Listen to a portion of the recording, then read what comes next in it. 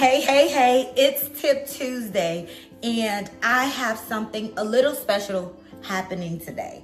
I went and put some people on the spot and asked a few people closest to me a question, and we are going to dive into their answers in just a minute. But before we do that, I want to talk about something that I think a lot of us struggle with way more than we want to admit, and that's boundaries. All right, so first, let's talk about it. What even is a boundary? Because I think that word gets thrown around a lot and people are either over applying it or they're scared of it entirely, right? A boundary is not a wall, y'all. It is not a punishment. It is not you being difficult or selfish or dramatic. Even though somebody in your life may have probably made you feel a way for having one. A boundary is simply communicating what you need to feel safe, respected, and healthy in a relationship. That's it. It's you saying, this is okay with me, and this is not. And doing it without an apology. Okay, so here's why boundaries matter, right? Without them, you will spend your life running on empty, trying to pour into everybody else while nobody is pouring into you. You will say yes when you mean to say no. You will show up for people who would never show up for you. And then you will wonder why you're exhausted, resentful, and disconnected from yourself. Proverbs 4:23 says, guard your heart because everything you do flows from it. Everything, y'all. Your peace, your energy, your relationships, your output, it all flows from what you protect and what you allow. Boundaries are how you guard your heart in real life. That's not being mean, that's being wise, y'all. And here's what I want you to understand. A boundary is not the end of a relationship. A boundary is actually what keeps a relationship healthy for a long term, right? The relationships that have no boundaries, they are usually the ones that burn out, blow up, or drain you completely. Real love can handle a limit, okay? So with all that said, I wanted to know how the real people in my actual life handle this. Because it's one thing to talk about boundaries in theory. It's another thing to actually practice them with people you love and not blow the whole relationship up in the process. So I asked a few people closest to me, one way they set a boundary without losing the relationship. And their answers did not disappoint. So let's get into it and see what they had to say. Okay, Mari, so I have a question for you. What is one way you set a boundary without losing the relationship? I give myself me time. I would ask for space for myself because sometimes I need like a break from other people. I need to rethink and just have some time with myself and God. Okay, thank you for sharing. All right, y'all. So this is my mom. Mom, say hello. Hello. So I'm going to ask you the same question that I asked Amari. And that question is, what is one way you set a boundary without losing relationships?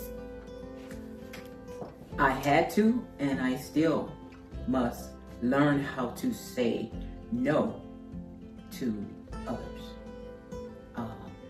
By asking God if it's something that I need to do for that person instead of giving in to that person and not giving in to what I don't think I should be doing.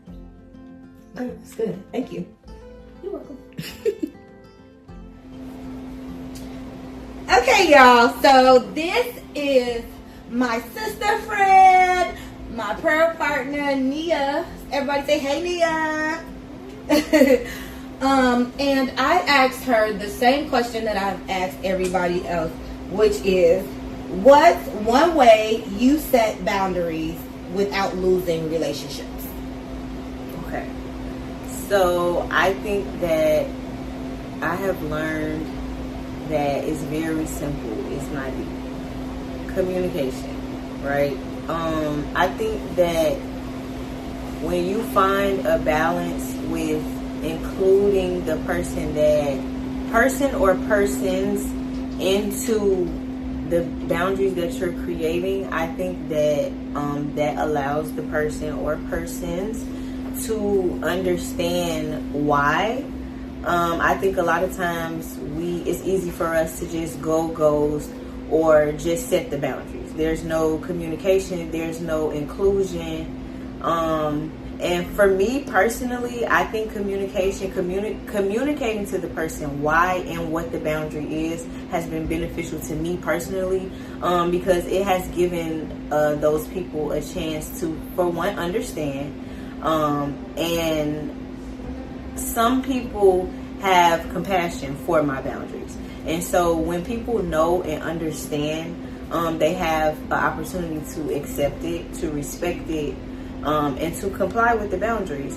And I think that it's been most helpful to me because it has helped me to learn that some people won't respect your boundaries, right? But you give them the chance to understand why the boundaries are there. So that's why I say communication is first. Let the person know what's going on. Every situation will be different. Sometimes you may not be led to speak about exactly why the boundaries have to be made. But if they're in your circle, if you care about them, if you love them, I personally feel like communication just weans out all confusion, all questions that a person could have, any misunderstandings. Communication alleviates that, right? So for example, if suddenly my season is changing with a friend and I have to create these boundaries, I have to communicate that with that friend, right? I don't, if I love my friend, if I want to keep that respect for not just them but myself, right? I think that it's important for us to communicate, simply to communicate, say what's going on, talk about it. And then some people that don't respect or won't comply, then you'll just know, like, these are no longer my people. This is not, the space has changed, it has shifted. And sometimes that communication will help you be more comfortable with the boundaries that you're creating. And unfortunately, you have to lose some relationships. I'm kind of tweaking it a little bit. Don't get me sis. But oh no, you good. The question was without losing, but sometimes it's necessary to lose. That's for another day. Okay. But being transparent and open and keeping the communication open so that that person can understand and you're letting them into your life, I think that allows the relationship to still be a relationship without it shifting, without it getting weird, without there being uncertainties within a relationship. So it's like, okay, I know why the boundaries are there. The person may or may not like it. They may not see it the way you do, but they understand it, and you guys create a new life with that boundary. And so that's all I got. Man, that was so good. You should just did the whole thing, girl. Like, I should just had you talk about the tips for the day because you just laid it all out. Yeah. That was so good. Yeah. Thank you. You're welcome. Okay, so I love their responses.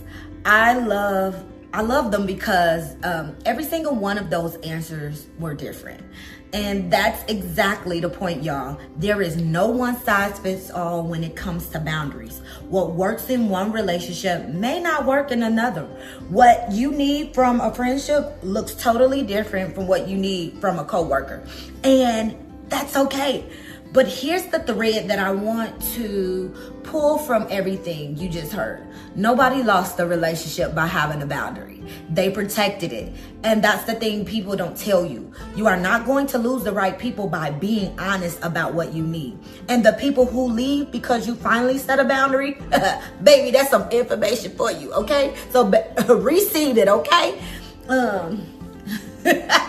I want to leave you with this. Jesus himself set a boundary, right? He withdrew from crowds to pray. He said no. He walked away from situations that were not aligned with his purpose. If the Son of God thought it was necessary to protect his peace and assignment, I think you could tell your cousin you're not available every single weekend. Okay? Set the boundary. Have the conversation. Use your words like an adult and give the other person a chance to meet you there. You might be surprised what happens when you stop shrinking yourself to keep everybody else comfortable. Now, that's all I got for today, y'all. So go ahead, drop in the comments and tell me what's one boundary you've been putting off setting. I really want to know. See you when you choose to return. Peace.